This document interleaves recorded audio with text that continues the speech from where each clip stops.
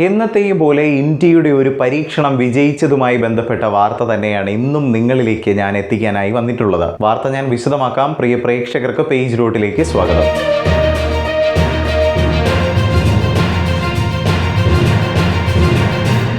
HTT-40 വിജയകരമായി അതിൻ്റെ ആദ്യ പറക്കൽ പരീക്ഷണം പൂർത്തിയാക്കിയിരിക്കുകയാണ്. എന്താണ് HTT-40 എന്നറിയാമോ? പറഞ്ഞുതരാം. ഇതൊരു ലൈറ്റ് ട്രെയിനർ എയർക്രാഫ്റ്റ് ആണ്. ഇത് ഇന്ത്യയുടെ ഒരു പൈലറ്റ് ട്രെയിനർ എയർക്രാഫ്റ്റ് ആണ്. അതായത് പൈലറ്റുമാരെ വിമാനം പറത്താൻ പഠിപ്പിക്കുന്ന ഒരു ചെറു വിമാനമാണ് HTT-40.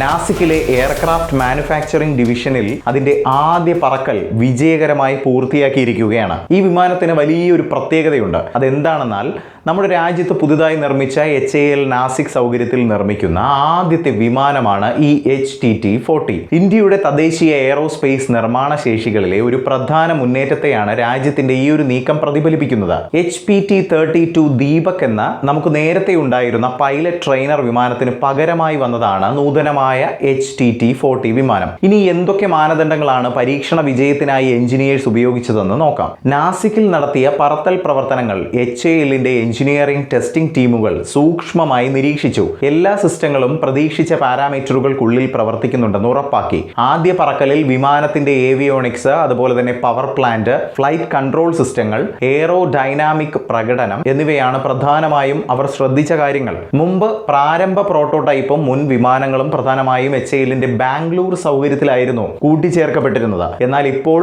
അത് നാസിക്കിലേക്ക് ഉൽപാദനമടക്കം മാറ്റിയതിന്റെ പിന്നിൽ നമ്മുടെ ശേഷി വർദ്ധിപ്പിക്കൽ, അതുപോലെ തന്നെ ഇന്ത്യൻ വ്യോമസേനയിലേക്കുള്ള ഡെലിവറി ഷെഡ്യൂളുകൾ വേഗത്തിലാക്കൽ എന്നിവ കാരണമാണ് എന്നതാണ് മനസ്സിലാക്കുന്നത്. ഇനി നമ്മുടെ ഈ കുഞ്ഞൻ വിമാനത്തിൽ എന്തൊക്കെയുണ്ട് എന്ന് പരിശോധിക്കാം. ഡിജിറ്റൽ ഗ്ലാസ് കോക്പിറ്റ്, ആധുനിക നാവിഗേഷൻ സംവിധാനങ്ങൾ, അതുപോലെ തന്നെ നമ്മുടെ മുൻനിരയിൽ നിൽക്കുന്ന യുദ്ധവിമാനങ്ങളെ അനുകരിക്കുന്ന തരത്തിലുള്ള രൂപകൽപ്പനയും ഇതിൽ ഉൾക്കൊള്ളിച്ചിട്ടുണ്ട് കേട്ടോ. ഒരു കരുത്തുറ്റ ടർബോ പ്രോപ്പ് എഞ്ചിനാണ് ഇതിൽ ഉപയോഗിച്ചിരിക്കുന്നത്. നാസിക്കിൽ TH-4002 നേടിയ നാഴികക്കല്ല് ഇന്ത്യൻ പ്രതിരോധ വ്യോമയാനത്തിലെ സാങ്കേതിക വൈദഗ്ധ്യം, നിർമ്മാണ മികവ്, തന്ത്രപരമായ കാഴ്ചപ്പാട് എന്നിവയുടെ സംയോജനത്തെ പ്രതിനിധീകരിക്കുന്നു. രാജ്യത്തിന്റെ വികസിച്ചുകൊണ്ടിരിക്കുന്ന എയറോസ്പേസ് ആവാസ വ്യവസ്ഥയ്ക്കും സൈനിക വിമാന വികസനത്തിലും ഉൽപാദനത്തിലും തദ്ദേശീയവൽക്കരണത്തിന് വർദ്ധിച്ചു വരുന്ന ഊന്നലിനും ഇതൊരു തെളിവ് തന്നെയാണ്.